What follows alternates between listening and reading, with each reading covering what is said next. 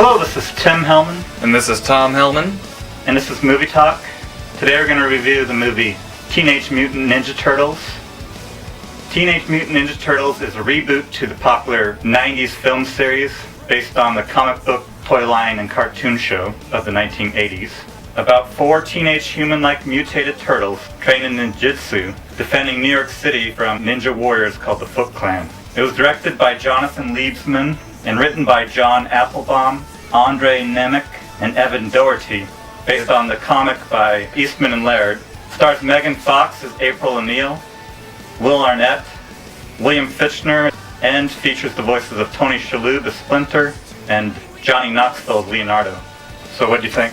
I thought that was interesting. You listed out 3 writers. It took 3 writers to write that movie. Because it seemed like it was written by It seemed like it was written by 3 teenagers. Yeah, it wasn't very good. Maybe Teenage Ninja Turtles wrote it. The dude said on the way out said it was like a Michael Bay movie with turtles. Yeah. It was produced by Michael Bay as well. That's like literally true, actually.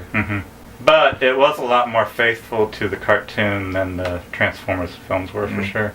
And other 80s film adaptations like Smurfs, G.I. Joe, stuff like that. It was a lot more faithful than those. But it wasn't true to the comic book. The comic book was so much cooler than the cartoon or the 90s movies. Yeah. That's the problem. Definitely didn't live up to the comic, and I don't think it lived up to the original 90s movie, but I do think it was better than the 2 sequels. All the dialogue was like exposition almost in this. And the jokes, like, I think I chuckled like a couple times.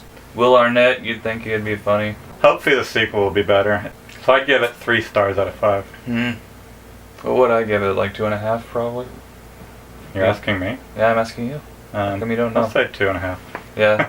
For kids today, they're getting like the equivalent of what we got in the 90s movies when we were kids. But now, it's just disappointing. And the director just seemed like he was trying to imitate Michael Bay, kind of. Bay was probably whispering in his ear the whole time.